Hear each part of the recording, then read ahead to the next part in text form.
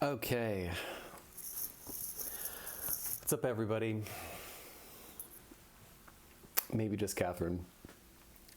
I need a win, and I'm feeling nostalgic, and I'm down to like clown on an old game that I used to really love when I was like 10 years old.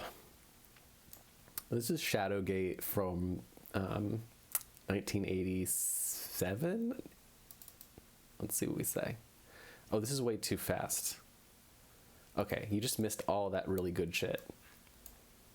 Okay, let's do the speed control.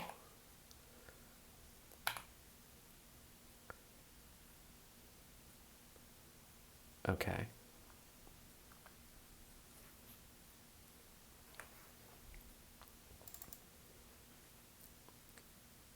I think you didn't see that loading screen, but it's so sick. It looks so good.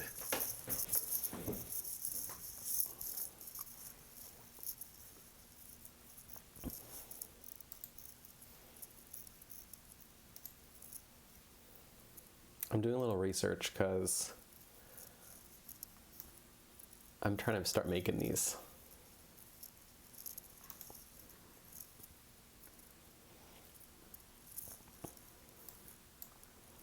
All right.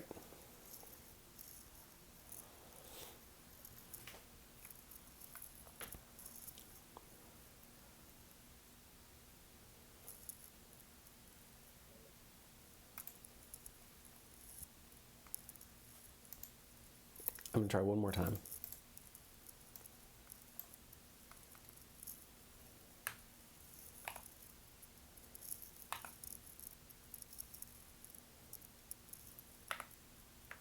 All right, maybe that's slow enough to actually let this go by.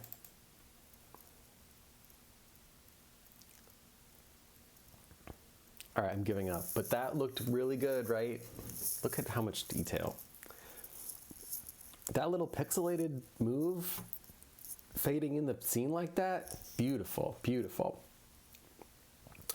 Okay, so this is like a dungeon crawl type of situation where the narration of this game is like so literary. It's like so well written, and I love the pixel art illustrations.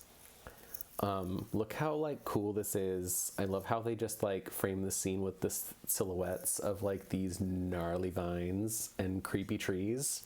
This is all like, I think they drew this all in Mac Paint, which is really impressive because I don't know how you'd do that without working on multiple layers, because Mac Paint doesn't have multiple layers. I love all this detail. It's just so, it's so great. It's such a classic era of pixel art. I feel like they really put a lot of effort into the right areas. So cool. Anyways, yeah, it tells me, it says good afternoon because it's like 3 in the afternoon right now. So it uses the clock. That's pretty cool. So the last thing I remember is standing before the wizard Lakmir as he gestured wildly and chanted in an archaic tongue. And now I find myself staring at an entryway which lies at the edge of a forest. The druid's words still ring in my ears. Within the walls of the castle Shadowgate lies your quest. If the prophecies hold true, the dreaded warlock lord will use his dark magic to raise the behemoth, the deadliest of the titans, from the depths of the earth. You are the seed of prophecy, the last of the line of kings. The game annoyingly assumes you're male. And only you can stop the warlock lord from darkening our world forever. Fare thee well. So that's like, I just think that's kind of like sick. Like these people probably like read a lot. That's like what passes for a cutscene in this game. And then the sound effects and animations and stuff are really sick too. Like, I happen to know all the puzzles, but you're supposed to. What do we got in here? So I like love the little animation. This little key is so cute.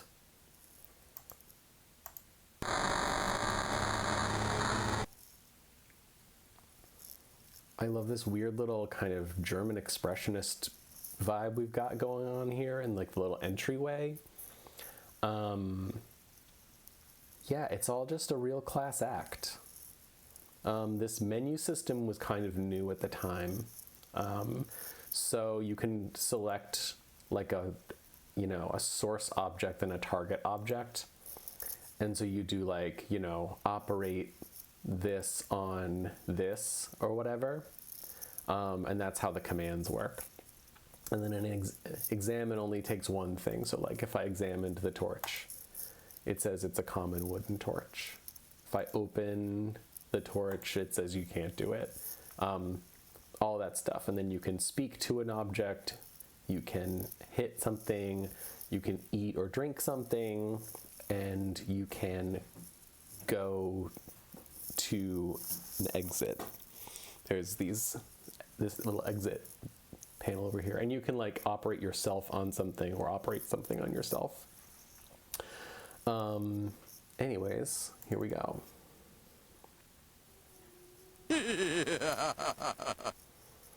Such a sick sound effect, that like maniacal cackling. I love how it's like, and I love how it's like the 22K sample rate and probably like 4-bit sound. It's just real great and real crunchy. I stand in a long corridor. Huge stone archways line the entire hall. That pitiful wizard Lackmere was a fool to send a buffoon like you to stop me. You will surely die. So those like disembodied eyes were like the bad guy. And like, dude, I don't mind if you call me a buffoon, like I'll own that, but keep my boy Lackmere out of it. Don't call him a fool. That's my guy. That's my favorite guy. Okay. The thing with these torches is this is the main source of time pressure in this game. Is you have to have torches lit the whole time, and they only have like a time limit of a certain like number of turns. I think each thing you do is like one tick of the clock, and if they go out, then the room goes dark and you like fumble around and like have like a trip and fall accident and break your neck. And you die. Speaking of dying, there's like a million ways to die in this game. And the puzzles are like pretty random, like they're not good. But like the game is good. Like the vibes are amazing. It's just like, they were still getting the hang of this. All right, so I needed the key to unlock the door. Now I don't really need the key anymore. I'm just gonna ditch it. And I'm going to operate this torch on this torch to light it. And good thing I did, because it doesn't give you any warning before your first torch goes out. But the next ones flicker and like let you know. But that's so crazy, right? Okay. I love this passageway, and like the stones thing is so great. This little, like, they use texture so well. And I feel like they do stuff with detail that's like really great. Like they put detail on like areas that you're supposed to focus on, and everything else is like pretty rough. Like this is just like they made polygons and like filled them in and brushed in these little textures in Mac Paint. But that wasn't like, you could tell they didn't spend that much time on it, but they like really crafted like this candle, for example. Maybe we'll die a couple of times. But my thing I wanted to do was, okay.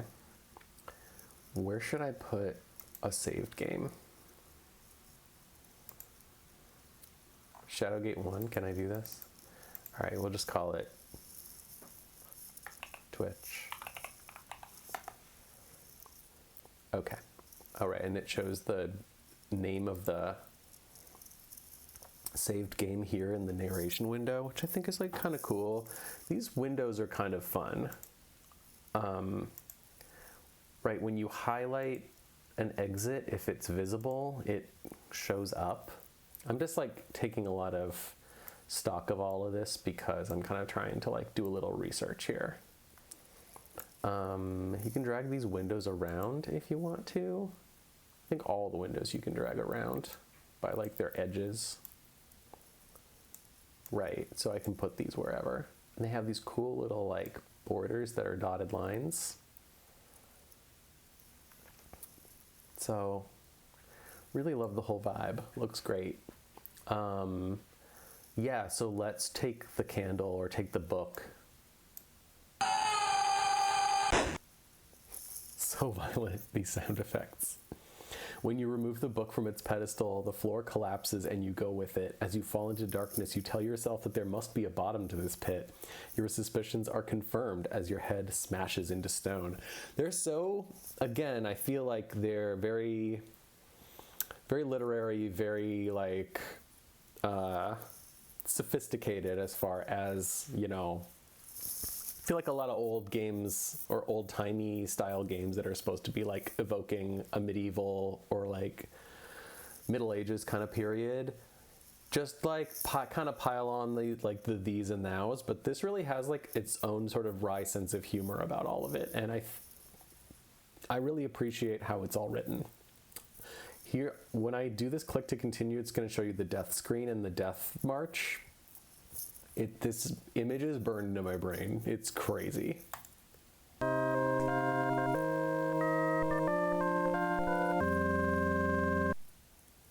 Terrifying. So terrifying. Look at that. I don't know how they made this skull. So cool. And like, look how shredded his like robes are of the Grim Reaper. It's so cool. I feel like this could have been maybe like a scan. Maybe they had scanners back then. I don't know what they did, but like they really did it. All right, so I can use the save game that I just... All right, so we'll do this. I try to take the book, right? What you have to do is open the book. And it comes up as this like window thing, because things that are containers can like use the Mac OS windowing system. I love the little zoom effects of like opening and closing and like how it like whoosh. Okay, so we have that key. Okay, right, everything's like cute. They're all like, oh, it's a skeleton key, get it? So we didn't really look at this. We're supposed to like get in there, but it's locked, and this is the key to unlock the door.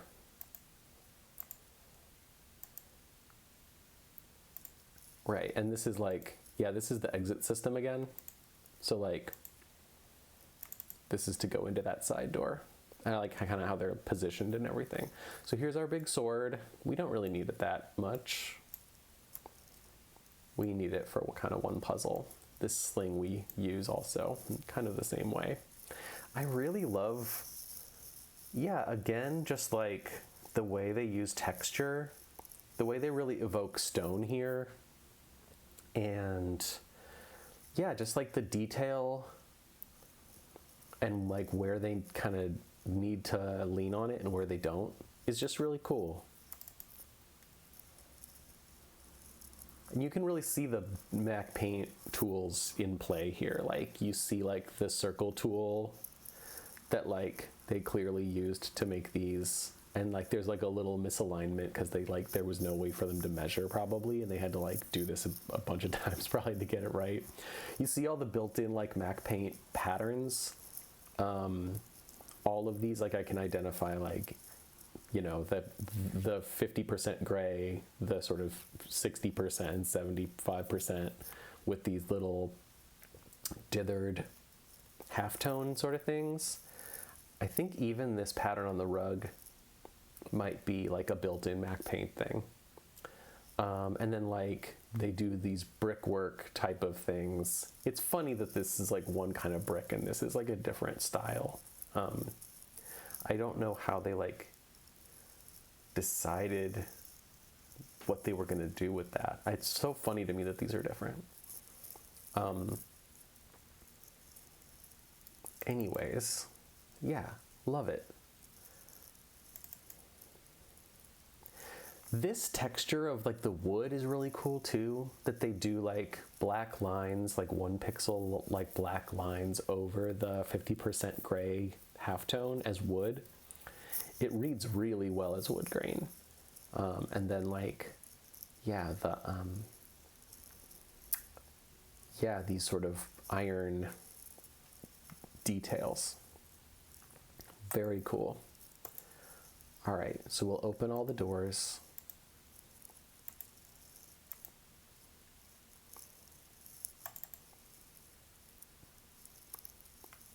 The little tiny animations are so cute.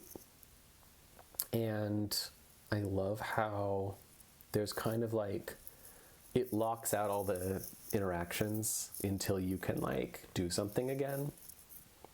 Oh, I don't know if somebody's been trying to chat with me at all. I haven't been looking at the chat, but I kind of don't think anybody's chatting with me. Let's see.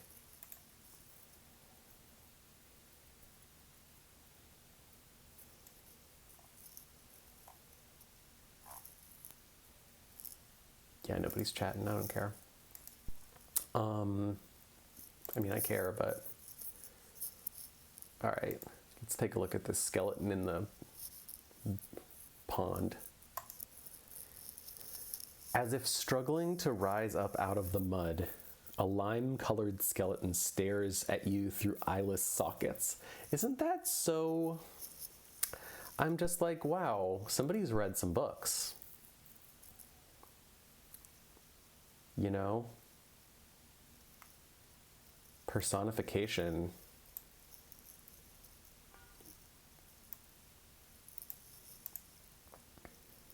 Contradiction.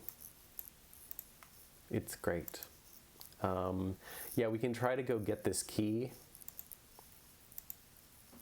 It is but a skeleton's skeleton key. So they're like really leaning on the skeleton key joke. I guess this is programmer humor in like the late 80s. But yeah, if we try to get this key, the shark kills us. This waterfall is really cool. This is a confusing room because it's like this path is blocked by a landslide and there's like no solution.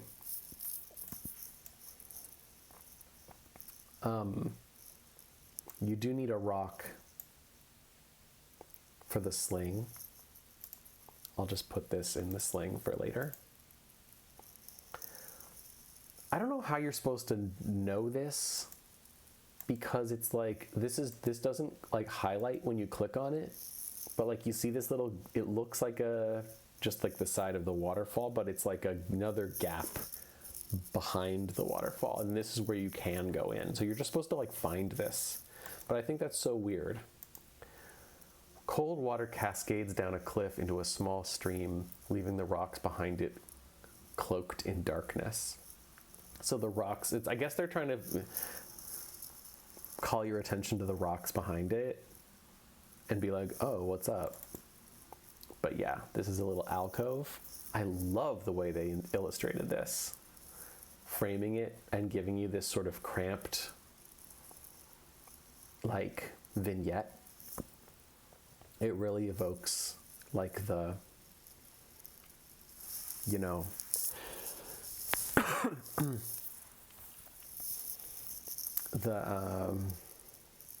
you know, just that this is a really tight space.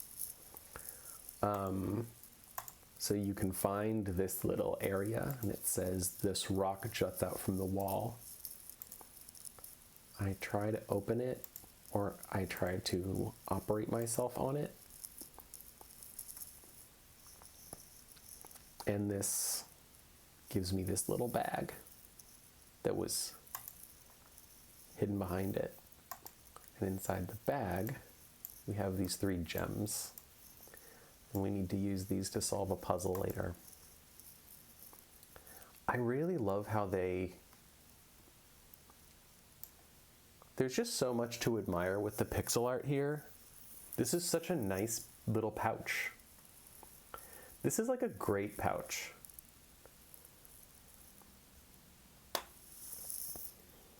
And like the sword with the little jewel thing on the hilt, and like the textured edges. It's like they really nail texture in this art style. I don't know how they did this, like these little areas. How do they do these areas? These little, like, I'm really obsessed with these little kind of cave walls. What's going on here? These are kind of like little 50% gray sort of fingers that are coming out, and then they're joining them together with these little moments. And then they're putting like little kind of veins down them. 1 pixel veins.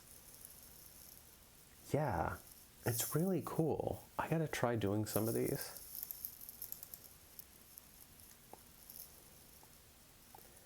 I really love the sense of space here too.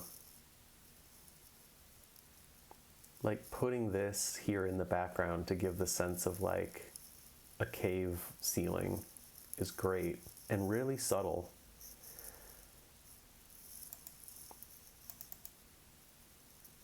Okay, so that's all kind of that we can do here, and it's like clear that we're trying to get this key. All right, now I'm going to go into the other room.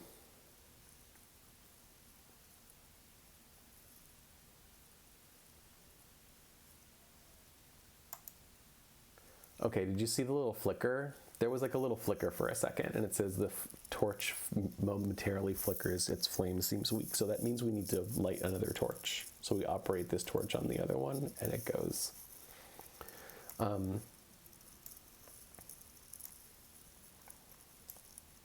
Okay. We have these gems now, and we can like try to put a gem into this gem-shaped slot. This doesn't do anything, but you have to find the right one.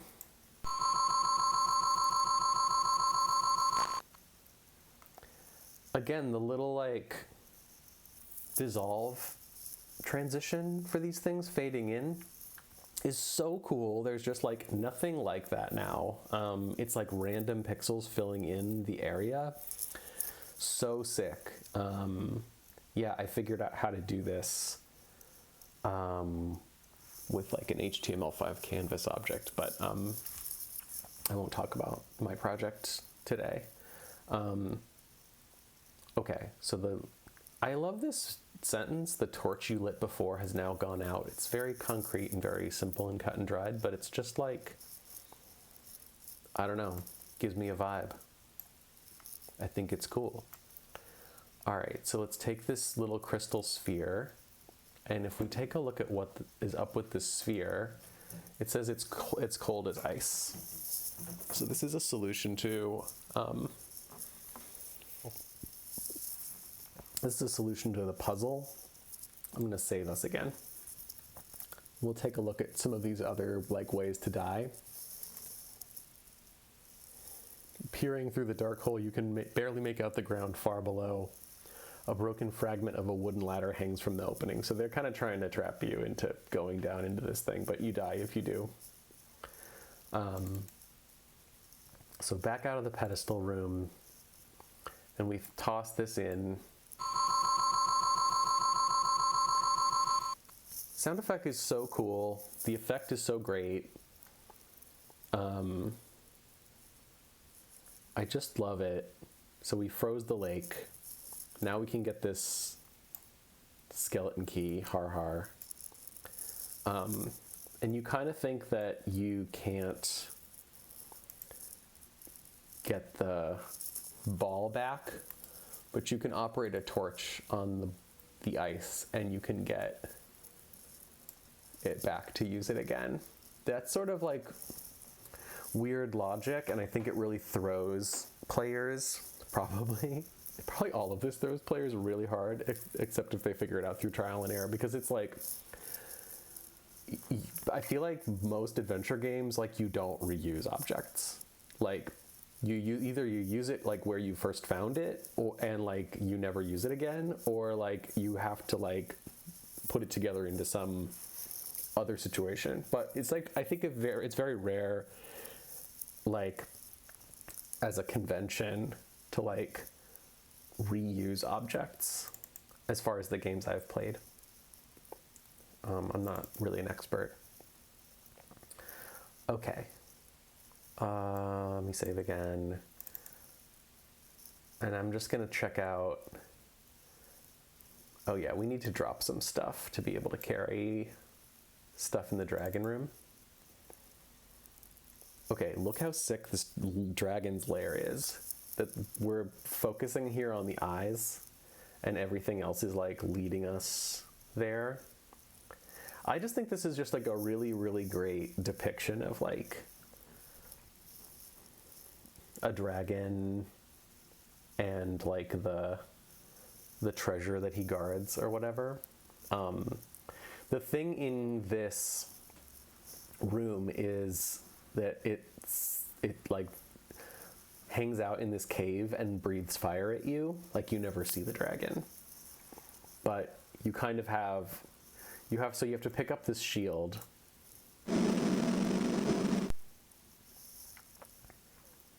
Dragon tries to roast you, so you need the shield to kind of survive. And then you have like a limited amount of time, turns wise, to like deal with the rest of it. So you can take like, I think 3 more objects. So I need the hammer because I know what that's for. I need the spear because I know that's what that's for too.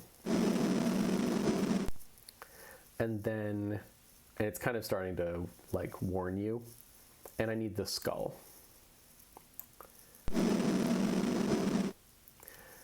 One more will probably do you in, so we have to leave now. Okay. And I'll pick this back up.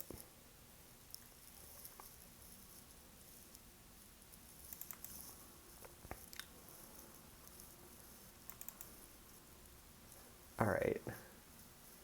I have to get this special torch. There's something out of the ordinary about this torch, right? Okay, this is a secret entryway. And if you open it, the stone is open now and you can go through. Let's see. Save us one more time. So it kind of looks like you're supposed to go up to this little area, but if you try,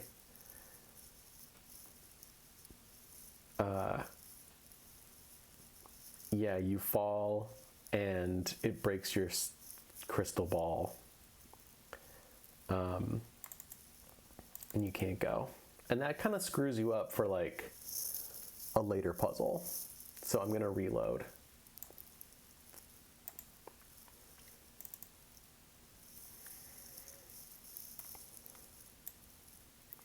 Okay. This torch, if you pull on it, opens this hidden door. I don't know how you're supposed to know any of this stuff. Like, so many of the puzzles in this game are trial and error, and they're like not clearly indicated.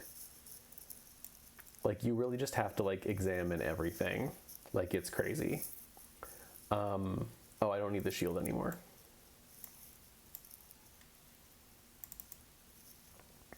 Okay, the bridge room. This is like very cool. There's like the strong bridge and there's like the shitty bridge with these little like skulls on the posts. It is a shabby bridge indeed. It is held together with nothing but frayed ropes and rotten planks. And so like clearly this is like an interesting, enticing area. And if you try to go in with like when you're carrying too many things, the bridge collapses and you fall and die. But if you drop most of your stuff, then you can go across. And we'll do that like later in the game. So there's like an object. Okay. This is so cool. I love this illustration of this wraith. I love the white on black for sort of the body and face of this like sort of specter, it's like he almost seems to like not be there except for his face, and it's just like a blowing cloak. It's so cool. I just love how this looks. All right, so this is the time now to fire up the special torch, and it tells you that the flame is burning green. So it doesn't really tell you what the connection is to this particular creature in the game, but the solution, if you like don't smoke his ass with this like green torch, he puts a curse on you, and like the curse eventually kills you. So we gotta dispatch him with the torch.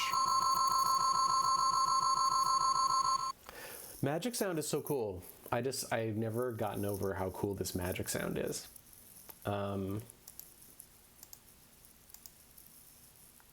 Okay, so I just put on this cloak, and what we're doing now is we're going back to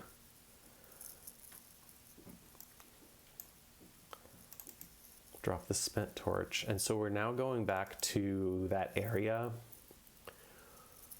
with what were we doing? Oh yeah, this is what we have to do. It's the sarcophagus room. There's this one, okay, I'll show you all of them. Okay. That one's empty. This one has a bag of coins on it. What's in the bag? Yeah, I don't think we use these. Oh, right, King Otto is like the person, like the king of the kingdom or whatever. So he's on the money. It's probably like somebody they worked with or something.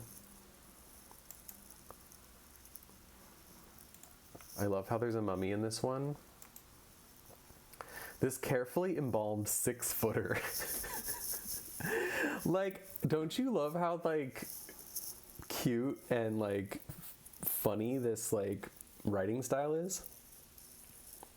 You're supposed to burn him up, which is like a little macabre. But when you do, there's this scepter.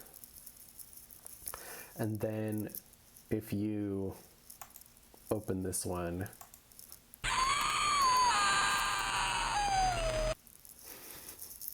as you open the tomb, a banshee flies out and emits an ear-shattering scream. You're all right, but it is very hard to hear. And then this one, like, there's like a, okay, I'll just show you. Just green slime pours out of this tomb. I like totally love this. The green slime is very thick and warm to the touch. I totally love that. And then this one, as you try to pass the seemingly harmless slime, it quickly engulfs your body, dissolving it in seconds. You die instantly. No pain, no nothing. You were slimed. This game is so bizarre and has so much personality, but it's not like a jokey game. It's just like, it's really, it just has such a specific point of view. I feel like it's so cultured and so kind of classy, the way it like sort of talks down to you a little bit in like a funny way where you're sort of in on the joke. I just really like it. Right, you can't like actually go down, right? Yeah, okay. Here's the deal. The mirror room is really funny too. Okay, I want to save this and show you. Okay. The idea with this is, This full-length mirror is framed by exquisitely carved oak. Your exquisite frame is getting larger. Time to lay off the gruel. It's so cute. This mirror throws back a fine reflection. The frame is laced with jewels and gems. This full length, okay, so it's like this one in the center is kind of telling you look really good in it, and the other ones are like, you look fat and shitty and like crappy, you know, and they're kind of insulting you when you look in these mirrors. And it's like it's an implication that you're supposed to do something with this mirror.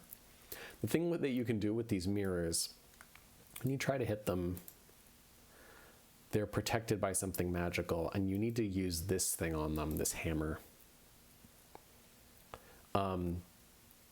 I will show you what happens, but you can only use it once. That's the thing. So I will save, and we'll break all of them. Okay, so this didn't work. And like, again, you don't get to find out that like you did the wrong thing. You just have to like get stuck. You don't know that there's like no other way to break a mirror.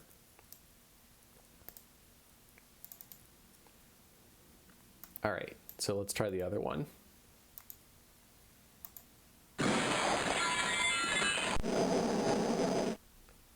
This one is so weird. You have opened a magic portal into deep space. You are immediately sucked through, and the lack of air causes you to quickly lose consciousness. So you get sucked into space through a magic mirror in medieval times. This is crazy. I love the weird ways you die in this game. And like, the puzzles make no sense. It's so bizarre. But it's also like really classy and playful, and like, I feel like I'm repeating myself at this point, but you get it. All right, so you get through the thing. Oh yeah, it's funny how like, I guess you can use it multiple times.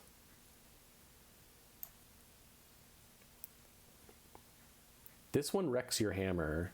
This one kills you, and this one like is like, I don't know why it doesn't just destroy the hammer, and like, that's like so confusing, because this is like the only time in the game you use it. All right, and then behind the mirror there's a locked door. The door won't open. Okay, so this key, the skeleton key that we got from the skeleton in the lake, this is what we use to unlock the door. Ooh, I love the little pathway just trailing into darkness ominously. I think it's so great. Yeah, we've got more of those, like, let's admire the details a little more. We've got more of that white on gray brickwork and the gray on white brickwork at the same time. So there's like 3 different styles of drawing brick in this game. I think that's so interesting. They've got these kind of hand-hewn wooden beams up here, again with that wooden texture. That's really great. They've done like a really nice job with this kind of handling of the dither patterns to indicate a little hole in the ground. Yeah, I think this is just so cool. All right, this room is incredibly hot. It probably has something to do with the inferno burning below you.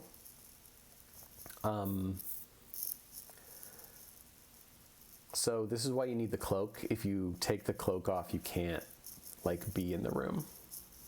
It just throws you back into the previous room. And then if you open the door, look at this monster. What is this thing? It's a legendary fire drake.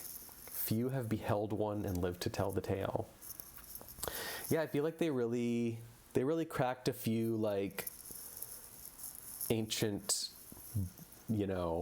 references, like to all these like ye old-timey monsters. Let's see. Should I save? I'll save. So if you try to, I don't know, use the freaky torch on him, I just want to admire,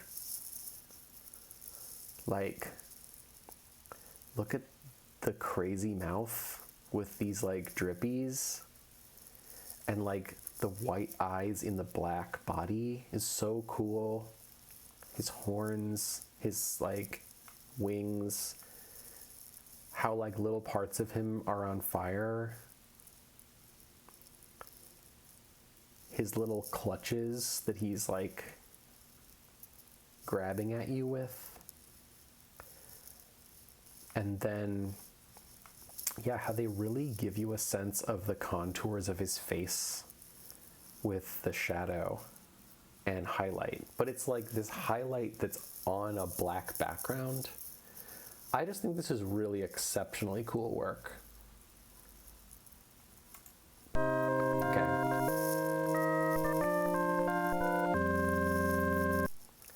Oh, and like the narration is cute again. The fire drake screams triumphantly and gives you an eternal sunburn.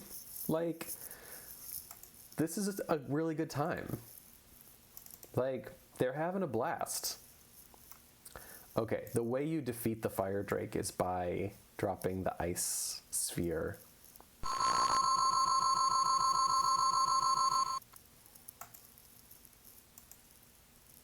Your view of the floor is totally obscured by a thick black oil. I wonder if you can go into the oil and die. Bellowing like a fool. You leap off the bridge and into the hot oil below. You are instantly deep fried. So messed up.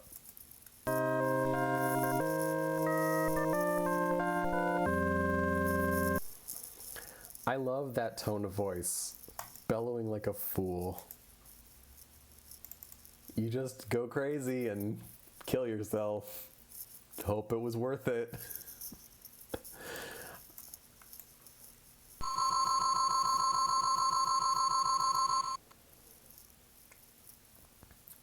I feel like did it fade away the last time? I'm not sure.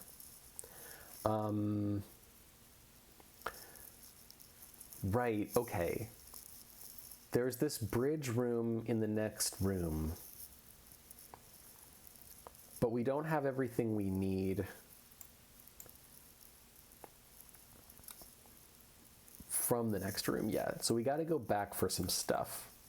So I'll show you. I hope you aren't getting too sick of, oh, let's burn up the mummy.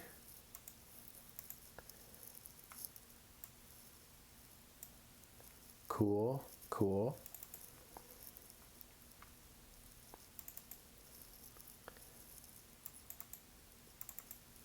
Right, and then we're gonna get,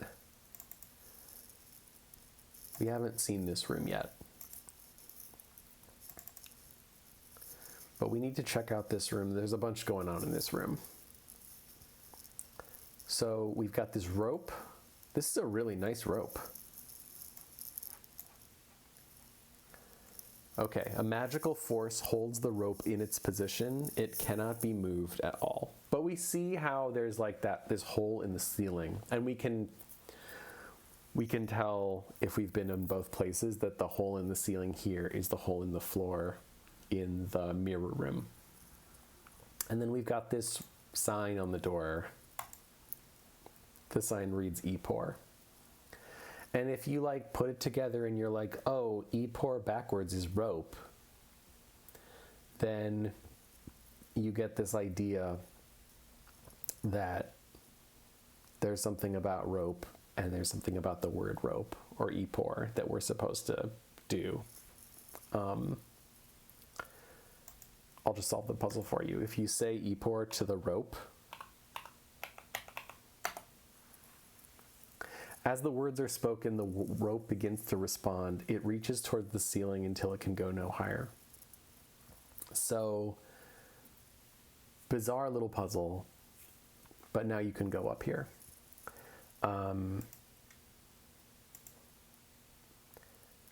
This small silver vial glows with a lustrous shine. It is labeled Goo Gone. Right, this is to clean up the goo if you open that one tomb in the tomb room. Leather-bound parchment. I think this is a spell. Oh shit. Oh, the torch went out. 5 to find, 3 are 1. 1 gives access the bladed sun, the silver orb to banish below, the staff of ages to vanquish the foe, joining to the golden thorn, the last to invoke the platinum horn. So this is like a pretty clunky little piece of verse that's trying to tell us about some magic objects that we're supposed to use and put together. Can we find...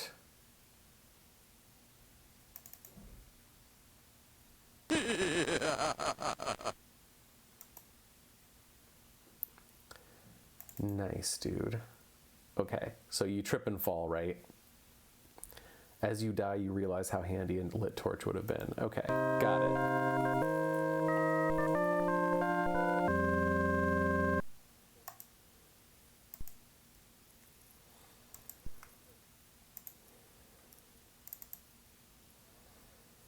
Okay. All right. I love that little crumbly transition. It's so cool.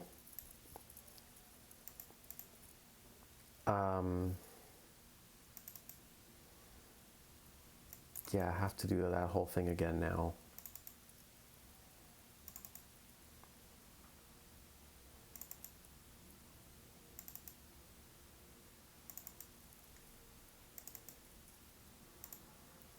Let's grab a torch or two.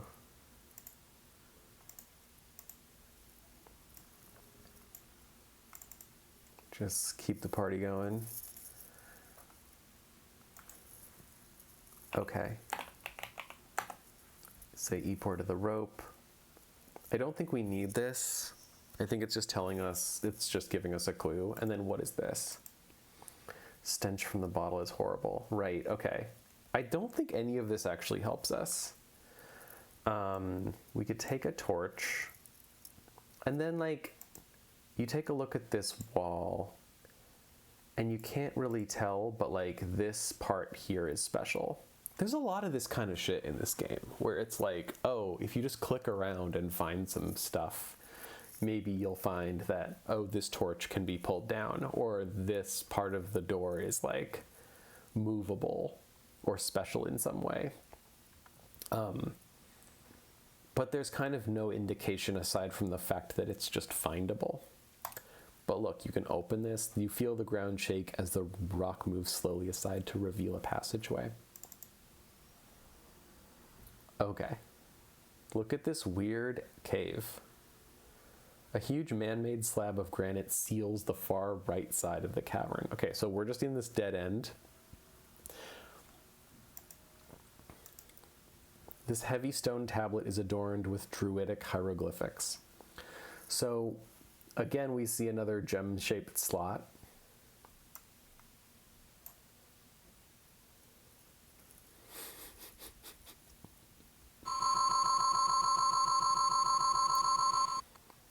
I find this very corny.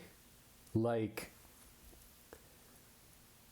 there's just a wall in a cave where this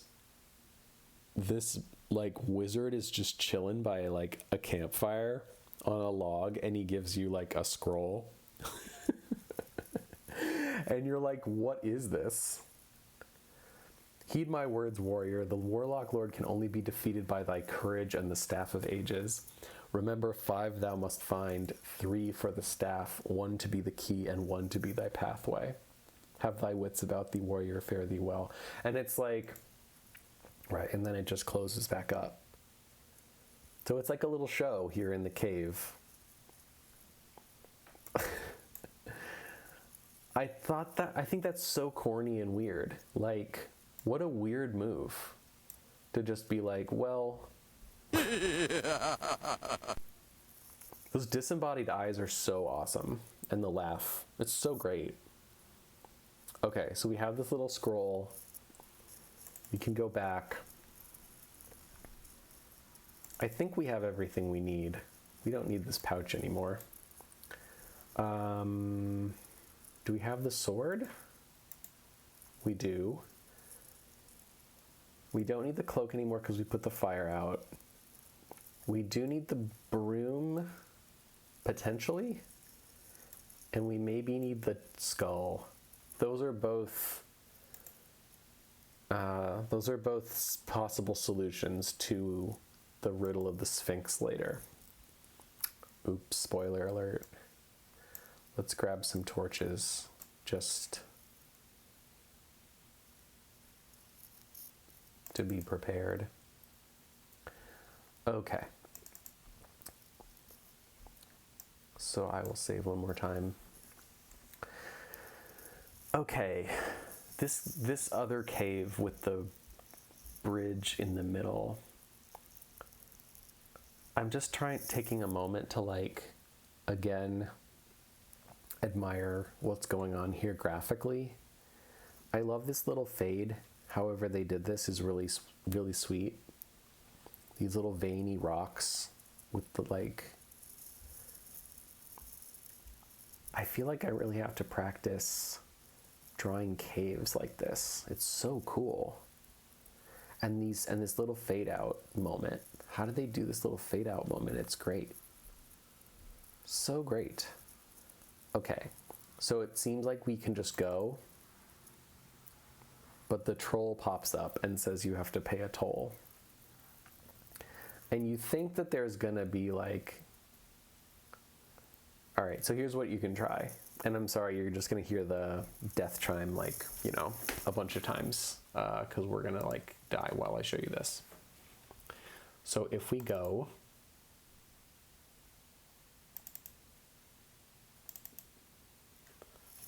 oh, okay. So if I hit him, I think he kills me.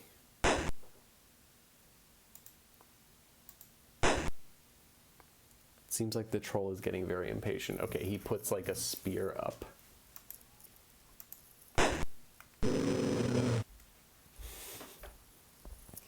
Again, I think this is like such a really excellently rendered depiction of a character.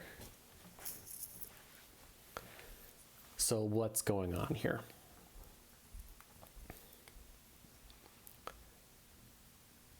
Main focus, I guess, is on the mouth and the claws. It's really similar to the fire drake, actually, because you have like a dark body with like medium gray highlights, and then these eyes. This is really cool. And then you've got kind of two layers of this sort of fur. You've got this inner layer that's medium gray, and then an outer layer that's like 20%. This horn style, this, like, the way they rendered this is really great. So you've got these rigid, just in terms of like texture, you've got so much texture here. So you have black, what are they? It almost looks metallic or something. Like, what's going on here? I guess it's just trying to give you this impression of sort of like chiseled stone or something like that, but just like very hard and whatever. So you've got these areas that are sort of set in, and then you've got these gray shadows. It's just a really cool way of depicting the texture of a horn. And then, yeah, the spear is really good. The shadow, the highlights, all of this stuff is just like really, really well rendered. And the tongue is in here, and like the spit. It's all really good. It's just really gruesome.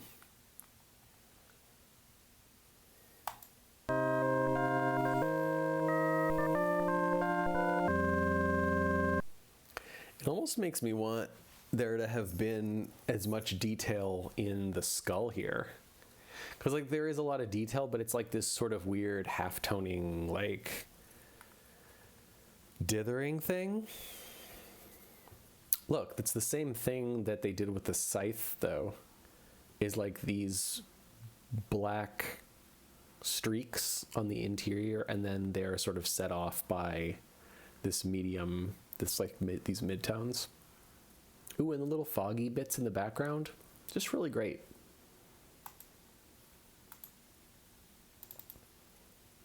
I'm just trying to be observant because I'm something of a pixel artist myself. All right, so we're trying to get across the bridge. He kind of gives us a lot of chances, and like if we fuck it up, then he kills us. All right, so let's try.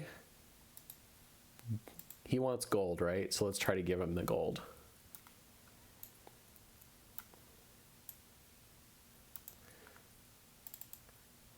So if we go back and we give him the gold,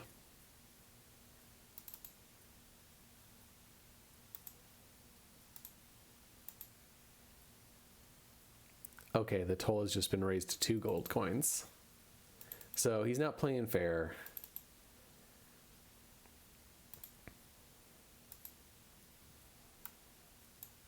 We'll take a bunch of coins just to... Right, so you can like select multiple and put them all into... You can drag them all into one area. That's kind of interesting. And it just like does them one at a time, I guess, because it needs to figure out what you have room for. Okay. Fire up another torch. Okay. So we give him 1. Now he says it's 2. And now he takes the bridge. So we're fucked. And we're like completely fucked. Like you can't win the game from this point. There's a lot of stuff like that in this game where it's like you just can't do anything. Like you're just out of luck. Okay. And so I don't know why this is the solution to the puzzle.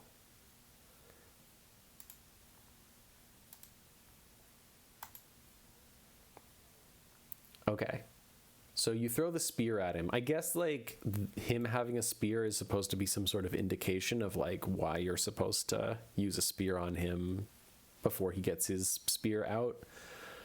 I don't know. That's just the only language that these trolls understand. Okay. So now we're in this moonlit courtyard. The moon casts a brilliant shadow over the grounds of the courtyard. The castle Shadowgate looms before you. Obviously, we have a monster to deal with, but I just want to take a moment to look at the art again. Okay. So I guess the way we're conveying the shadow and the moonlight is that you've got this corner that's in shadow.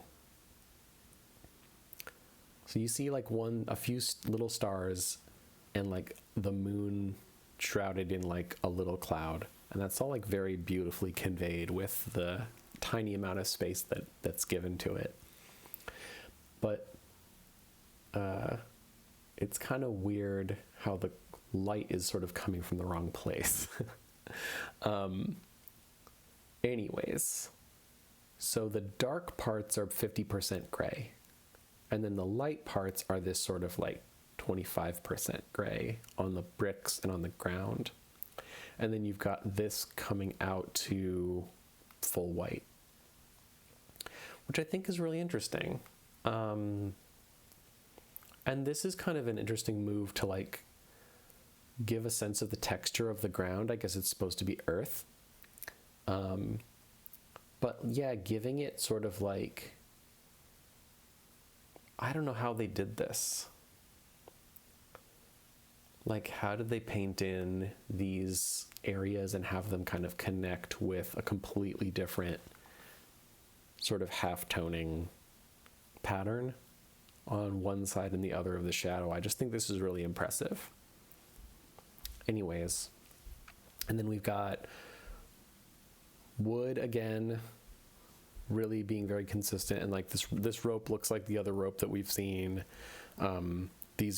This brickwork is like a third style of brickwork, so now we've got gray, 50% gray on black. It's like, how many different ways could they do brick in this game? It's crazy. All right. Oh, right. Okay. So what's up with this thing? It's a dreaded cyclops. This creature is some 13 feet tall and always ready for a good fight. Okay. So the solution to this, let's die. I don't think I've seen this. A battle cry dies in your throat as the Cyclops moves much faster than you thought possible and crushes your skull with his club. Oh, it doesn't show him. That's too bad. I really would have loved to see an illustration of him killing us. Anyways, the solution to this is you're supposed to use the sling on him, which I guess is like a reference to David and Goliath, the stone and the sling. So I guess you're just supposed to have like read the same, stories and classics of literature that they did, that these nerds did back in the days of the monoculture in like the late 80s. As soon as you start twirling the sling, a magical influence takes over your body. You uncontrollably cry out, "Death to the Philistine," and with deadly accuracy, release the stone. Bullseye. So yeah, you're supposed to know that you have to know your David and Goliath reference from the Bible. The Bible, right? He is down but not out. So you have to kill him with the sword to finish him off. And if you don't, he comes back up. You have to cross this bridge again later. Okay. So we killed him. That was pretty gory. And then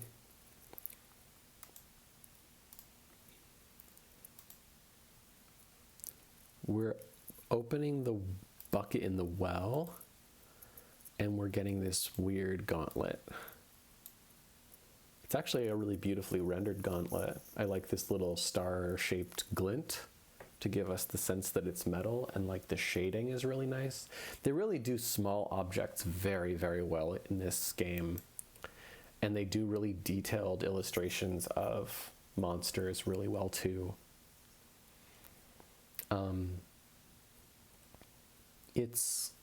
It makes sense to me that they don't pay that much attention to like detail when there's so much area to cover with scenes, but it's like the amount that they've had to of work that they've had to put into like detailed objects and close-ups of monsters is like honestly kind of wild that they like didn't just go for it. All right, so now we're in this new hallway. We've got this brick style, and now like the new kind of architectural ideas are like archways. I feel like we haven't really seen archways too much. It's mostly made of stone out here, and we see like carpeting.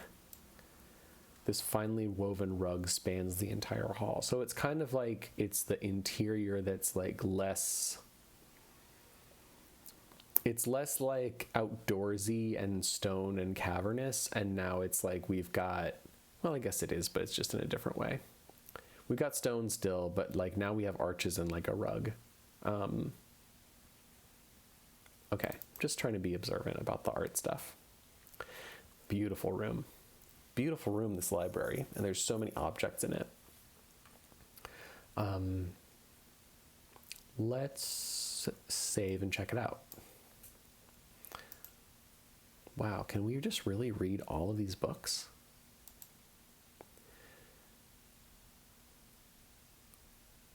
Okay, my most heroic quests. Wow, maybe you can read all of these. You open the book and turn to a passage, and on the 9th day of my quest to the Golden Helm of Antioch, I was besieged by a foul chimera outside the mountains of Sturm. Although the beast put up a gallant fight, it was no match for my incredible strength, and I ended up breaking its back.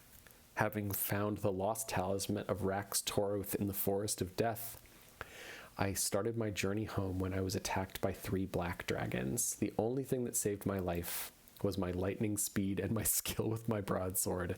I had plenty of dragon meat that night, and after I had rescued the fine damsel from the death wraiths, I was immediately set upon by a horde of skeletal warriors. It looked as if all was lost, but thanks to my fast thinking and unlimited knowledge of magic, I quickly obliterated them. What a boring fight. These guys are so cute. Oh my god, there's like a million of these things. Dragons, misunderstood creatures. Wow, let's just read all the books in the library.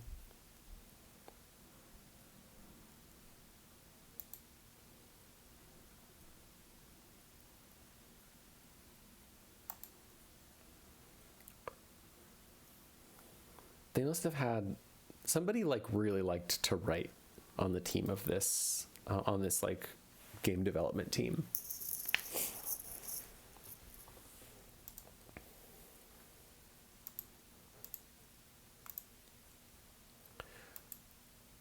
I wonder how many of these we can read. The Warrior's Code.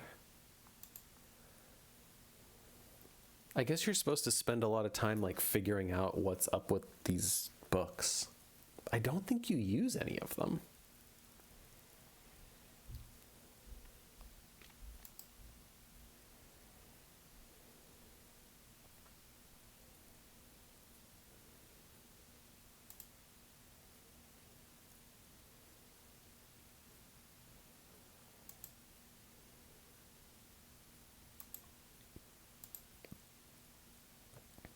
Wow.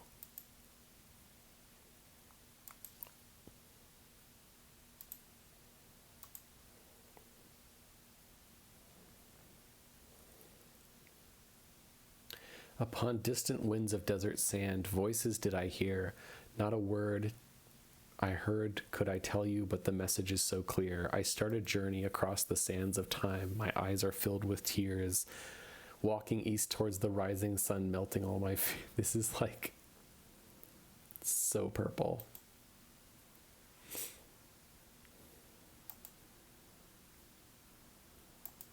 Okay, so like pretty bad poetry.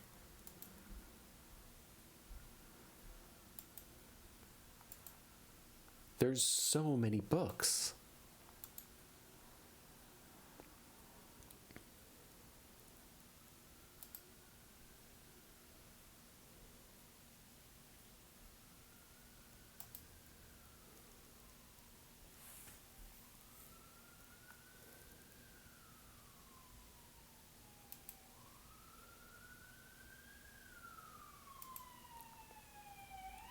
How many books are there that we can individually click on? Okay. Wow, there's so many. So there's probably like, wow. Wow. Okay, and then this is like a solid wall of books. The books seem real, but are on closer inspection false book bindings which are fastened securely to the bookcase. Okay, and we see this like gem-shaped door again. Okay, I really want to read the rest of these. The Lexicon of the Crossbreed.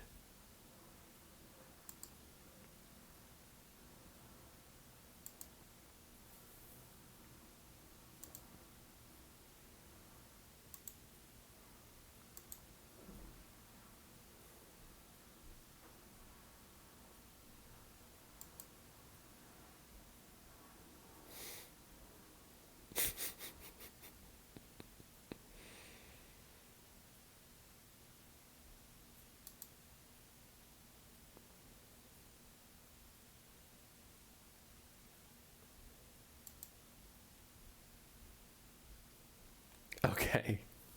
I feel like that must have been a reference to some programming, like some graphics programming problem that they had. Oh, this is so cool.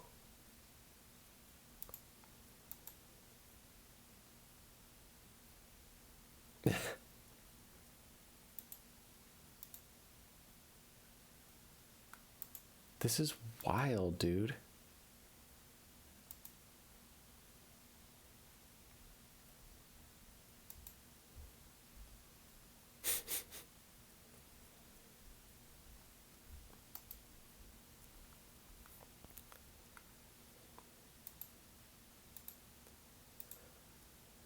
I really like how they just gave somebody who really loved writing just like a place to totally wild out. Anyways, let's solve the puzzle. They're reusing a bunch of sound effects, and I think that's pretty cool. Okay. Yeah, we need to get these scrolls and put on the glasses.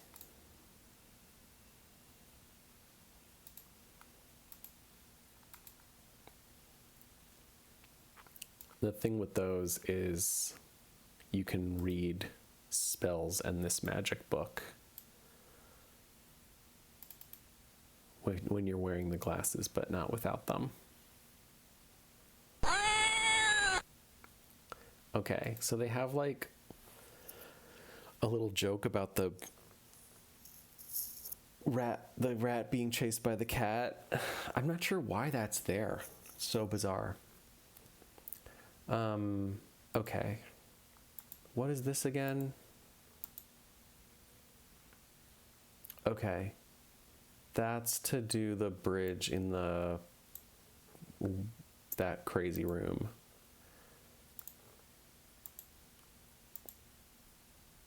Right.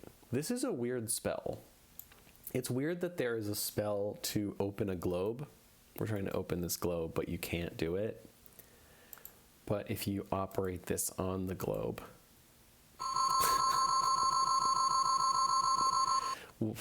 the globe opens before your very eyes. What an earth-shattering experience. They're so clever.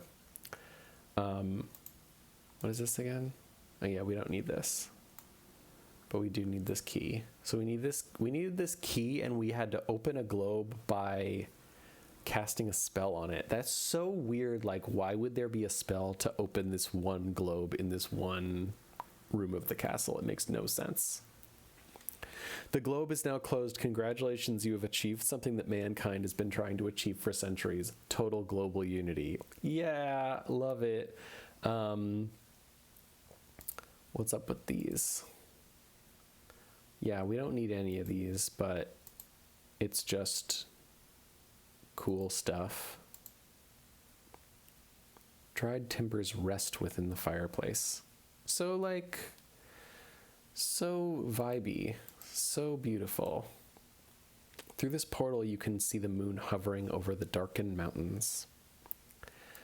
I just think they really went for it.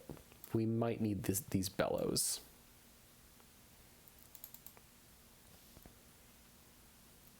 And I think we might need this map.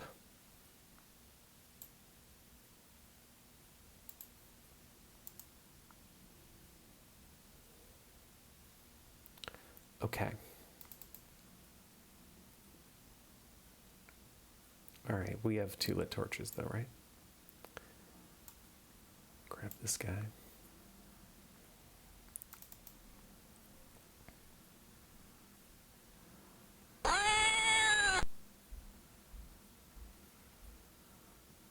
Okay, let's save again.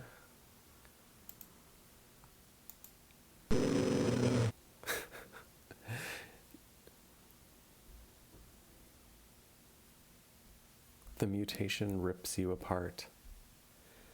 By a mutated dog. I'm a little disappointed that we didn't get another close-up of a monster killing you.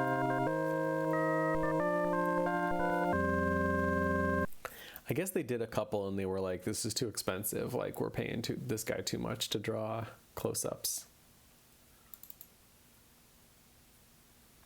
Okay, I think we need this horseshoe again for the riddle of the Sphinx. It's chosen randomly out of a bunch of different options. Okay, look at this animation. Ugh. Okay, you can't open it, but you can operate yourself on it. I think this is like, that's really like confusing. But watch the animation. I think that's so cool. I think that's so awesome that they like figured out how to like mask out the foreground piece to like let this come up behind it. I'm just very impressed by that. All right, and this is like it's a little vial of holy water.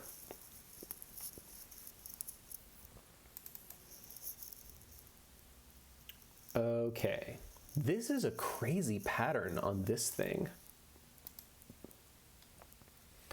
Exquisite marble fountain. Yeah, they really went for it with the marble texture. How did they do this? It's so swirly. It's pretty loud. I think it's really hard to discern that this is like a little seahorse or sea serpent thing. It's like this is a very loud. I feel like there are a lot of other areas of this game where you have a sense of texture, but there's like, it's all working to emphasize certain areas. And this is like, look at this crazy water, look at this crazy marble thing, look at the crazy trees. Like, it's all really noisy. So I think it just kind of goes to show you like how much impact you get from light and dark in black and white pixel art. So it's like, it makes me appreciate the way it's been used more subtly and intentionally in other aspects of the game. Okay, so if you try to take this, what is this? It's a flute, right? It looks like it could make wonderful music. I think if you try to, it's acid, right? It's acid, which is bad. We don't like acid. I think if you try to take it, you die, or it like burns your hand or something. So what you need to do is you need to put on this gauntlet, and now you can take the flute. And I'm not showing you the death scene because it's just like boring, and there isn't like a sound or image that's like interesting before you die. I really like this. I really like how first of all, I really like how there's like a sound effect for the flute. It's also in like 2-part harmony, but there's only one flute. And I like how this little flute melody opens a hole in a tree. Like, what the hell? Okay, so we can put the flute back. We don't need the gauntlet anymore. We don't need these spent torches. We do need the ring. So we did it. Okay, I think that's all the stuff we needed from here. And now, okay. So all these 3 doors are locked, and they all have keys that look like this one. So you have to burn up the rug. I think this one unlocks this door. It does.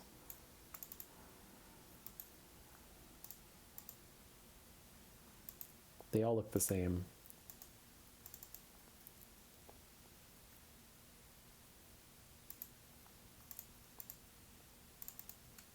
Okay.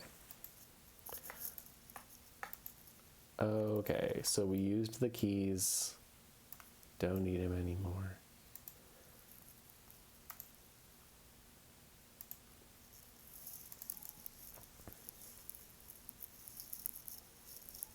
Okay. Right. We need the holy water to take this horn.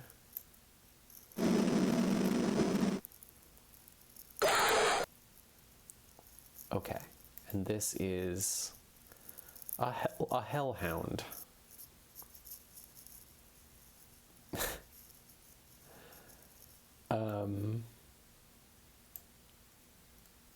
All right, let's see what happens. Do we get like a cool close-up if we try to kill him? Nice. Okay, so again, what do we got here? This is not as interesting. You still see the eyes deep set in the shadows of the face. You've got kind of less textural interest, but there's still a lot of detail in terms of just like, I think what they did was like black details on a gray background. Whereas with the other ones we saw, it was really like gray details on a black background, if that distinction makes sense. Like it seems like this got drawn gray and then detail in black got added. And we see the shadows of the ears. We see this cool drool thing with the teeth. I'm not as impressed with this as I was with the fire drake and the troll, but still pretty good.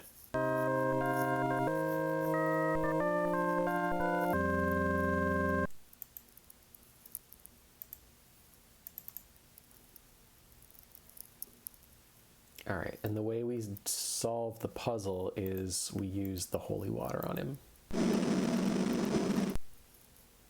Because like water and fire, I guess? I don't know. Seems pretty arbitrary. You don't really get a ton of ideas of what you should do here. Right. Again, we've got like a monster guarding each magic item. So if we try to take this, snaps at you but misses. Okay. Well, so if we missed. All right. Okay, this is cool. This is really cool. All right, let's take a look. So we have this horn thing again. These horns are like great looking. This looks just like the horns that we saw on the troll and whatever else. We don't have drool in the mouth, but we do have like a really impressive kind of use of 3 different halftones for like medium gray, light gray, and black. Yeah, these eyes are really, really good. The claws are good. I like how this one's like kind of cocking back to like spring at you. And then we've got like a little pattern which is filling in most of its body with these sort of sections of his underbelly. That's what that is, right? Shaded in real subtle.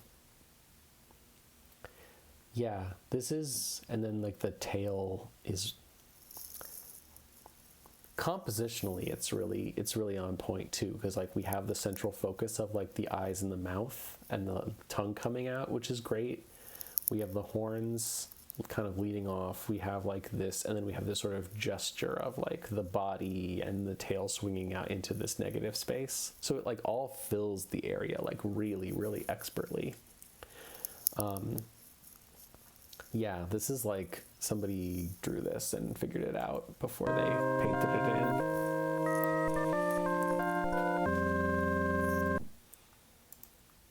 Okay.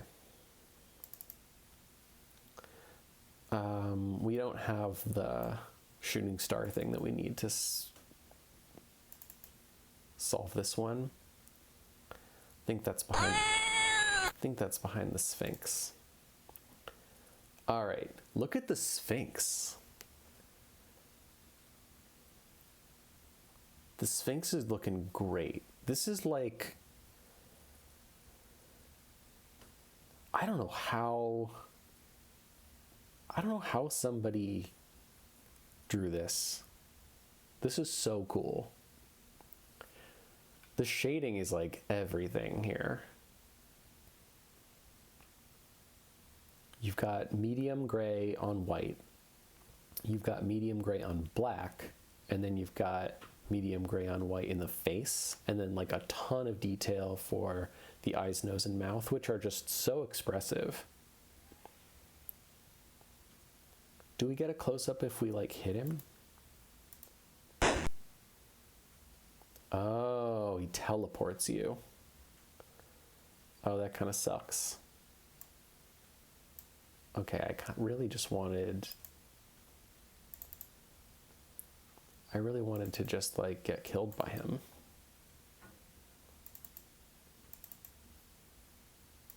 Okay.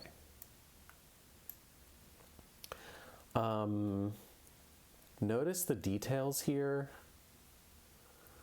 This is like the solution to a puzzle later, and you just have to like notice that this is not just like shading on a staircase, but it's like up, and then the right one is down, and then the middle one is down, and then the right one is back up. This is like the legend to instruct you on how to like manipulate a few levers in like a later room of the castle. But I just don't know how you would be observant enough to like put that together.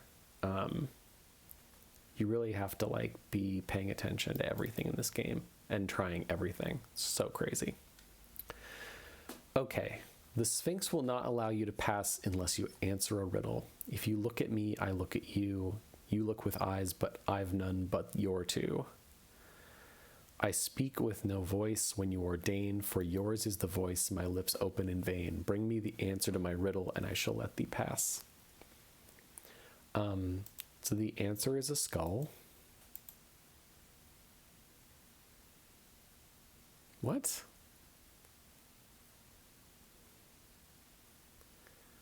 No, that was the answer.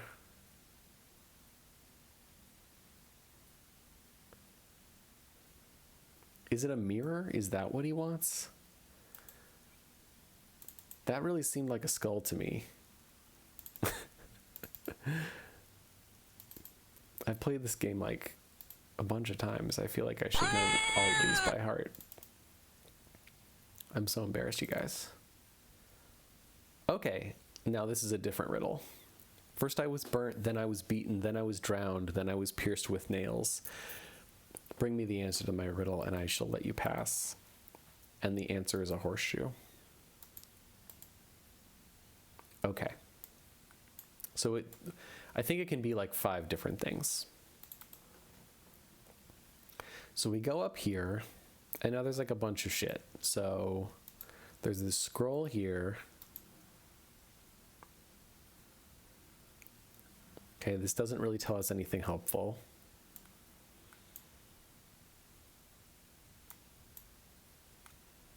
But we do need this. This isn't just like part of the chart. And then, yeah. Oh, this is a little Carl Sagan reference, because I guess nerds in the 80s. All right, and then there's this. What is this?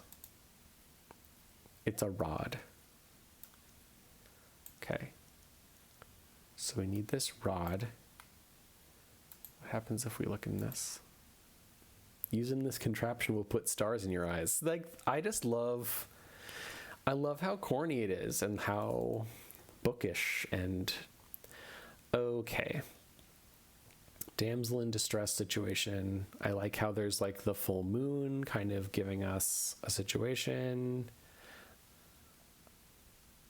It's great.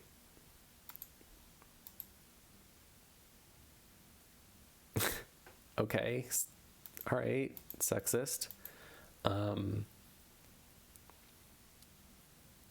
Let's save, because this is actually...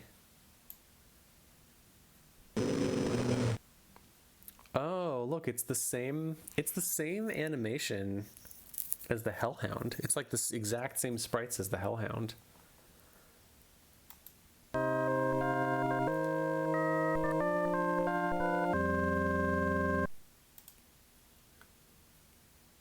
Heckhound. Okay. We need to use the arrow, which I think is some kind of...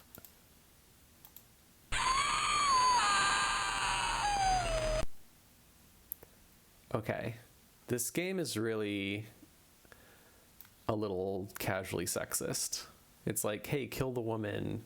Hey, that woman is so hot that you can't even tell that she's like in chains. Like, it's really giving like, take my wife, please. Okay, so now we've got all that stuff.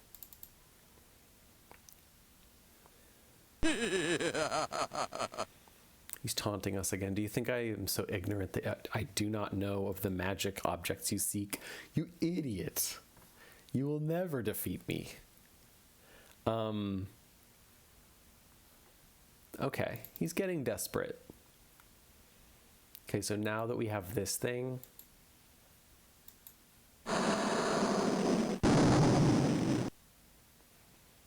I don't like love that animation.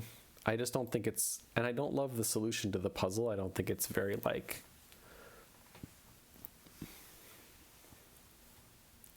I don't know. A lot of this stuff seems really arbitrary. I do love the sky scene here. I think they did a really good job with putting the stars in some like nice little configurations. I see like a little Orion's belt moment here. Little fog wisps are very cool. I like the little cracks in the stone. Yeah, just really good sense of texture everywhere. This is wild. These columns are crazy, man. How did they do this?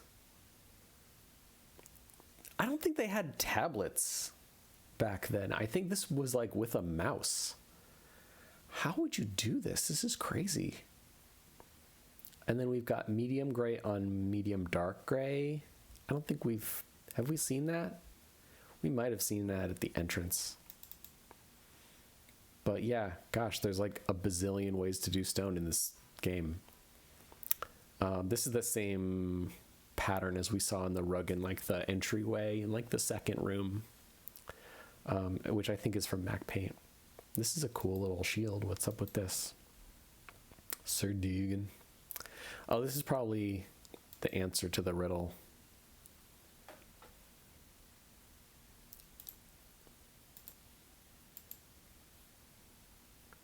Okay. Okay, so we've got most of the stuff. We have the horn and the spike and this bladed sun thing. I don't think we need the map or the bellows or the skull or the broom.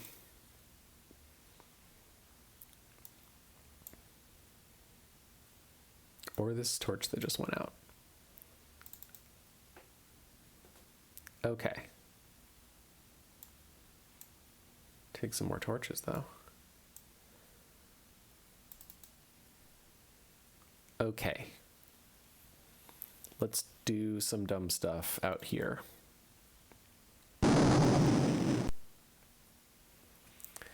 I don't love this scene. This just seems kind of simple compared to everything else. I don't think there's kind of the same sense of like focus.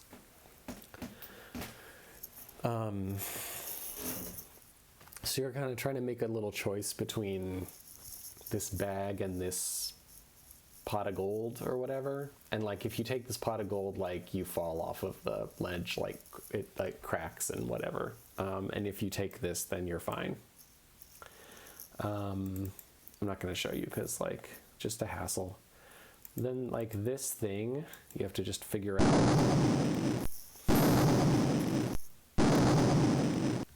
I like how they're doing lightning, give you kind of the sense of like, what's up with this? So we put the iron rod in this thing.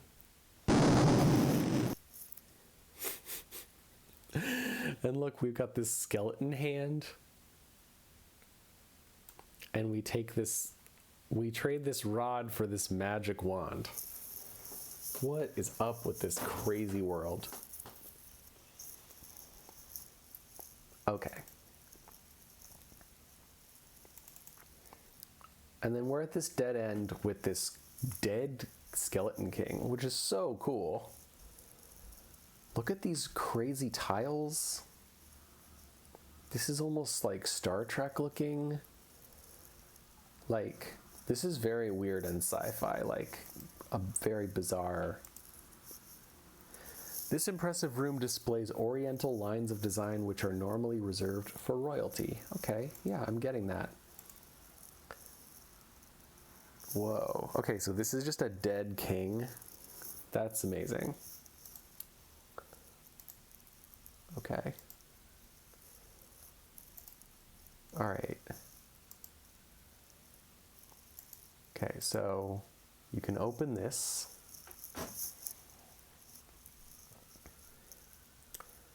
All right, and the thing you're supposed to do is you're supposed to put the little signet ring there, but that's not everything. You also have to give the scepter. Did I bring the scepter with us? I feel like I did.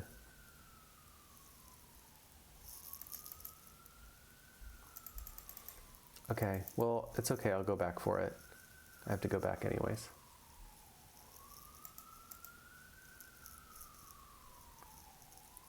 Okay.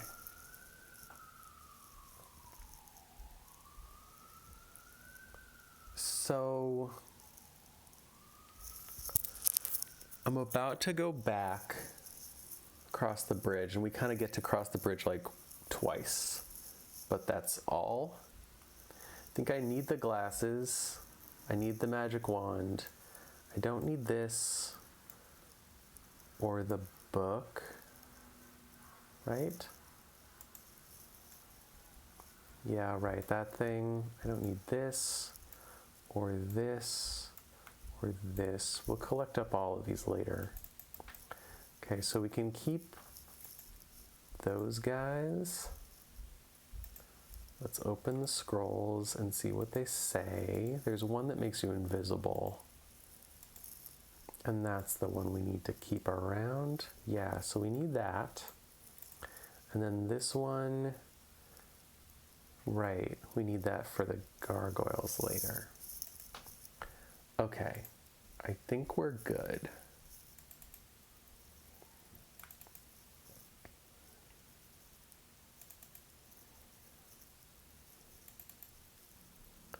Okay, we're going back.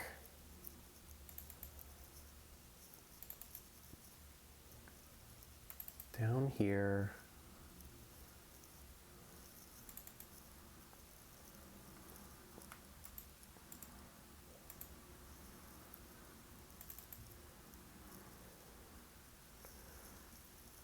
Okay, out to the bridge room. Let's save. I'm not sure if we're holding too much stuff to cross the crappy bridge. Let's just be really safe.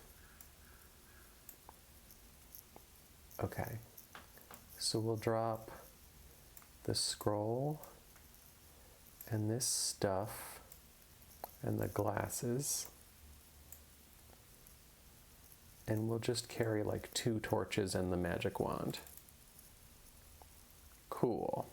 So we're in another little cave. This is like very similar to some other caves that we've been in. I feel like this looks just like the cave with like the stupid slab from before with the wizard behind it at the campfire. It's so corny. It's so weird how they hit some like really, really vibey points in some situations. And other times where it's just like, what are you guys on? Like, anyways. So this looks like a snake, right? But it's really a statue carved in the shape of a snake. Anyways, what you're supposed to do is wave the magic wand. Okay, and it turns into this staff. The serpentine statue begins to change. It grows smaller and smaller until it dematerializes and forms anew as a staff of tremendous beauty. It's a staff carved from wood, found only in the marshes of Darkmire. Druidic script winds its way around the entire staff. Yeah, it does look really good, right? So we don't need the wand anymore.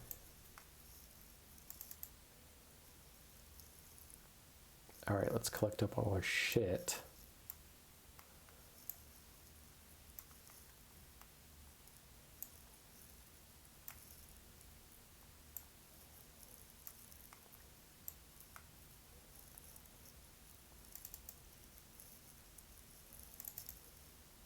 All right, and then go back across the bridge.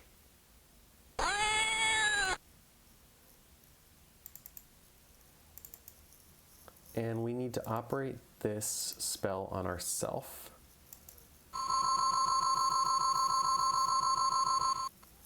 You see how it's clear now? It makes us invisible. As soon as the magic is invoked, you lose sight of yourself. So jokey. All right, so that lets us pass the troll. Okay, and then we're back after a few turns. I'm just gonna fire up another torch just to be safe. Oh, the scepter. Oh man. I screwed up. I screwed up with the scepter. I gotta... Okay, so we gotta do this again. Just gotta remember.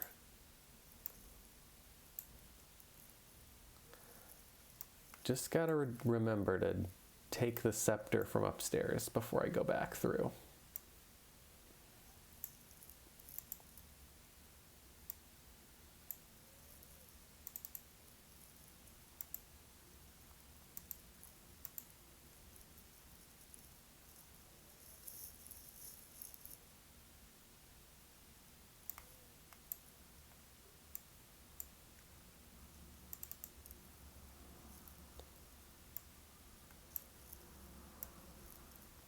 Okay.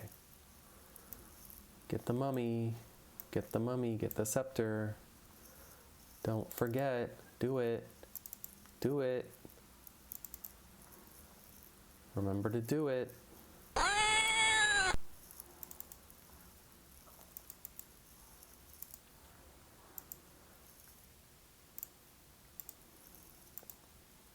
Okay.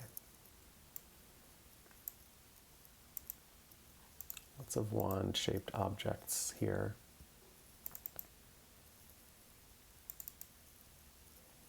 Okay. Now do the thing. Make us invisible.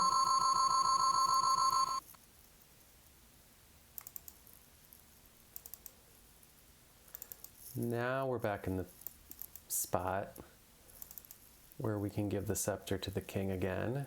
They're really going crazy with this cat and mouse thing. I don't know why they went so hard with it. Cool. So now, oh wait. We need our magic stuff. Okay, so we need this book, this bag, this thing, and this thing.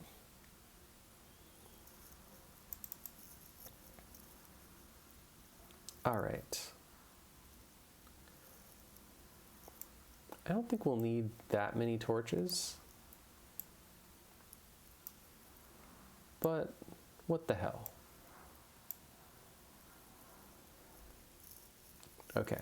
You can't go here. It's a trap.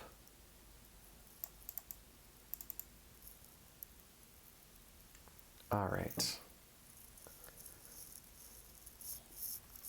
Let's save.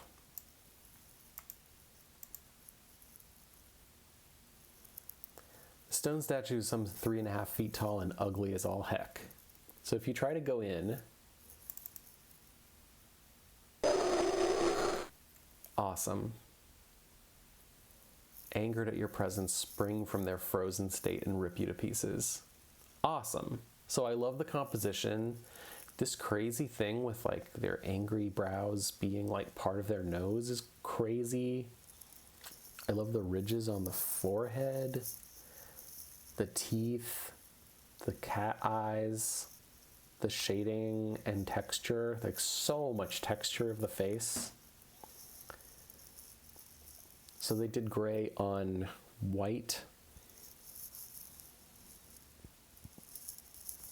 And I like how one's in the foreground and one's in the background in kind of like 3/4 profile. Yeah, really good job, guys. Everybody did a good job. Yeah, the lines here to set off some of the... These look a little weird to me, but it's still cool.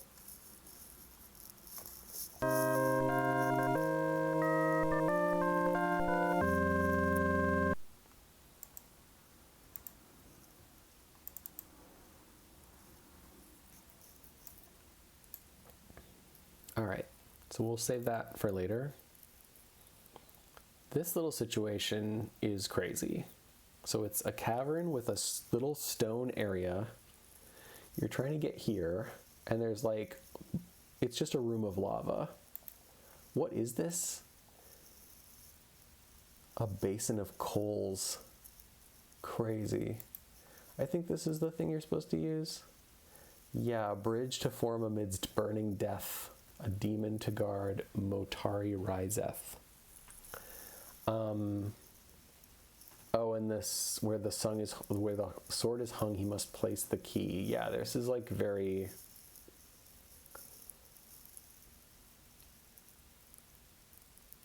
Yeah, just very weird poem. Not clear which parts are significant, which parts like are not clues to solve puzzles. Anyways, you're supposed to operate this on the statue.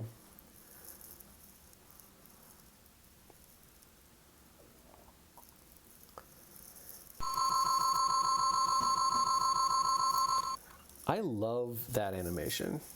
I think that's so cool. How they like rise up and then come together. I think that's great. And just the way they handled like the masking, that's just really clever. I would be really interested in like trying to figure out how they did that. Okay, so the book, we don't need the book anymore. We don't need this anymore. Let's light another torch so we don't die. And then, okay, we've got this weird cave with this little contraption. All right, so if we try to open it, it doesn't work. If we try to go in the hole, he decides to eat you for breakfast. This is a crazy looking thing. I like the black eyes and the white face. It seems like he could barely fit through that hole.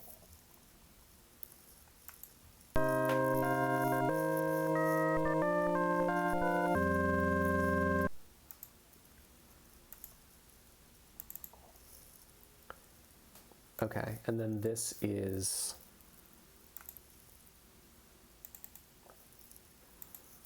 end, middle, and then end. Remember from the Sphinx room? So it's like, how would you put that together? That's like where you're supposed to use this. Like, how would you notice that in the first place? You know what I mean? Like, the puzzles are crazy. Okay, so we take this orb. Okay, this time they slide together, forming an unbreakable seal. Okay, cool. I really like how this is rendered. We've got like the shadow, the highlights with little star-shaped highlights, and like, yeah, it's just They really did it good. They did it very good. What does it say? It's an orb made of silver. Its glowing surface causes your skin to tingle. I really like the writing. I think I'm just repeating myself at this point, but I really like how well, how like, they're having a great time with it. Okay, so we have this orb now.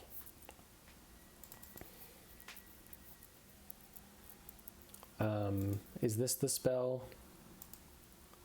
To move the sun from far to near. So we use this on the gargoyles and it blinds them. The very air itself seems to go nova. What a crazy thing to say. Okay. So we can go through, and now we've got this bridge, we've got this well. And this is an oddball room because it's like you can't open the door.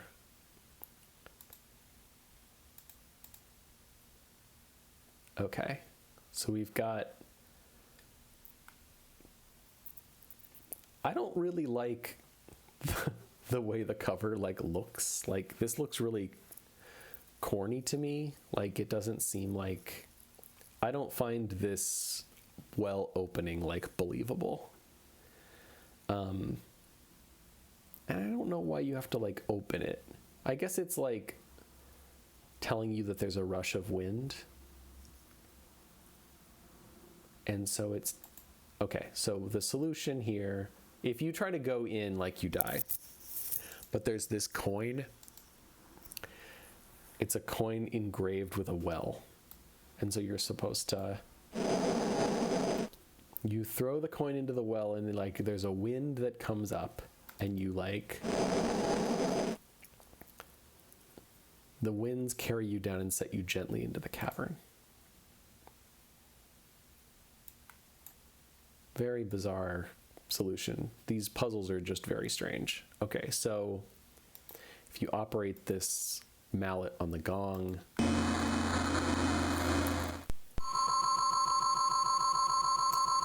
it summons this like River of Styx Charon guy. Is that what his name is? This is a very cool rendition of like the skeleton in a robe thing. They really are killing it with skeleton in a robe in this game. There's 3 of them. There's like the Wraith, there's this guy, and there's like Death when you... Okay, anyways, he asks for a fare. That's what these are supposed to be. I don't know why River of Styx guy cares about that. Let's light another torch. And to go to him, that's like how you get on the ferry. Okay. So now we have this vault, and there's 3 different spots with slots that look like this thing. So we're about to win the game. Let's die a few ways. All right, so if I'm looking to be a king, or if I'm looking for riches, I guess is what that means, to put these in this place. Okay, I think it's where the sword is hung, you must place the key, was part of like the poem. I think this is a pretty good rendition of like the eyes shooting fire at you. Like, I'm impressed by that.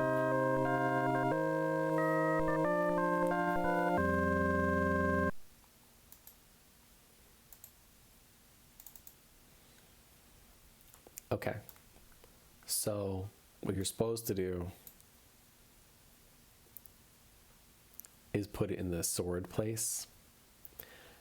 And now we've got to make the staff. So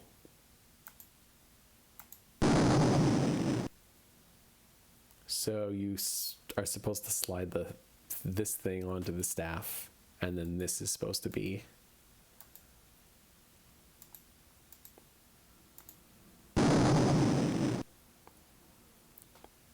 Okay. So they're being really extra with the description, but now this is sort of like your magic weapon that you're supposed to use. There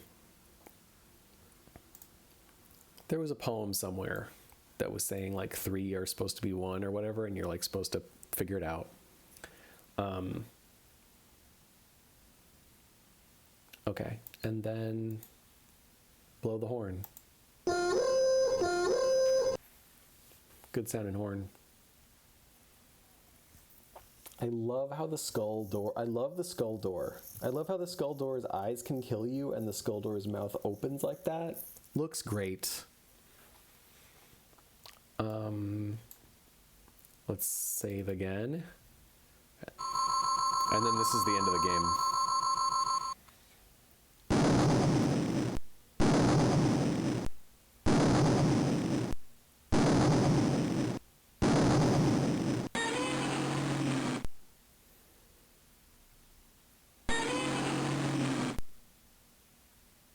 The cavern that you have entered is by far the largest your eyes have ever gazed upon. You know beyond a shadow of the doubt that this cavern is the focal point of your destiny.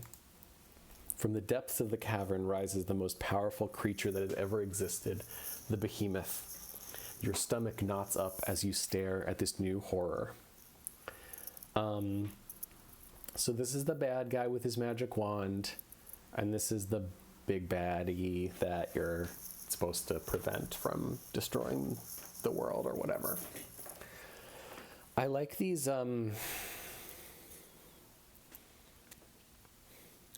little, what do you call these little pedestals that have fire lit on top of them? A brazier. Yeah, I love that. I love that they thought of details like that. We've got the stone work going up on this little pedestal where he is that really frames the scene really well. The cavern looks really big. I don't love the foreground. I think it's noisy and kind of dumb looking. The creature looks great. It's a lot of the same stuff illustration-wise that we've seen in other monsters. This is sort of the same underbelly of like the wyvern that we saw on the parapet.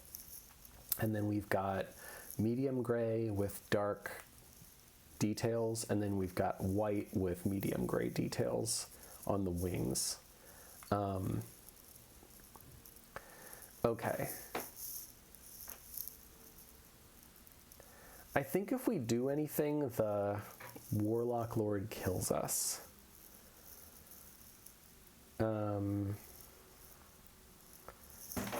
Anyways, yeah, we can let that happen.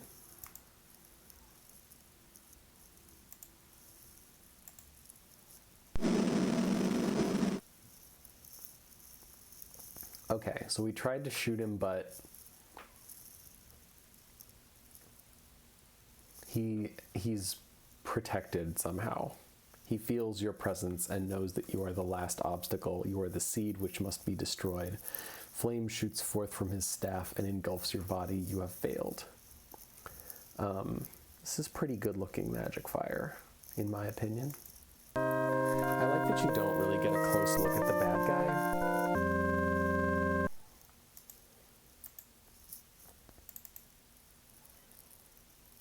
Okay. Let's see that animation again.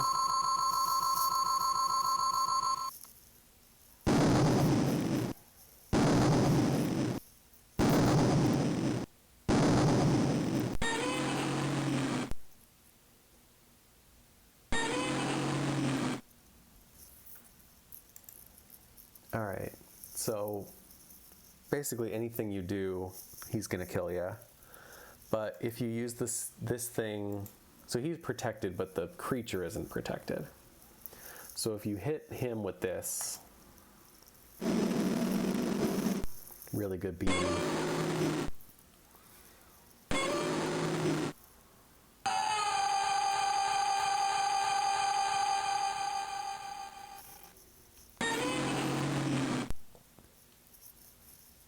Okay, so he grabs the bad guy and brings him back down to hell. So that's how you win. And then you have this little moment at the end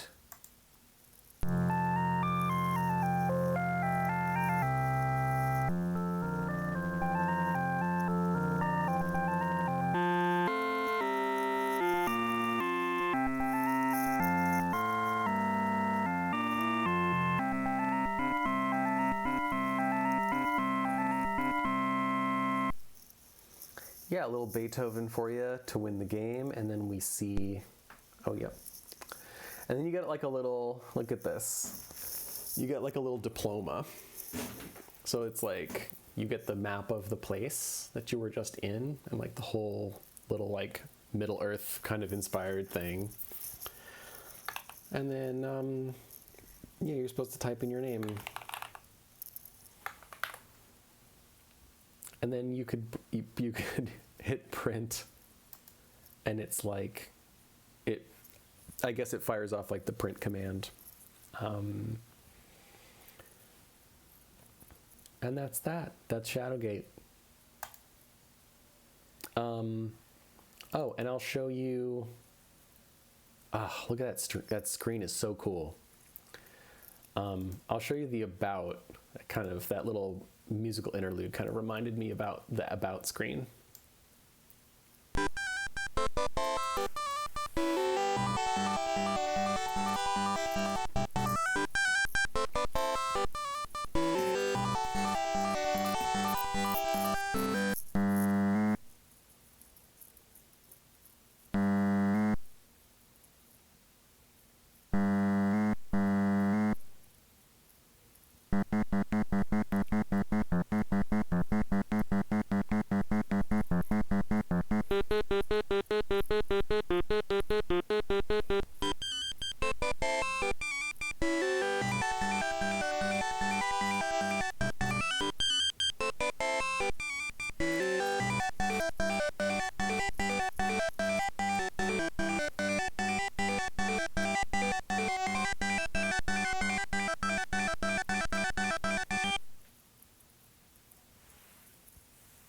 Okay, so this is the team.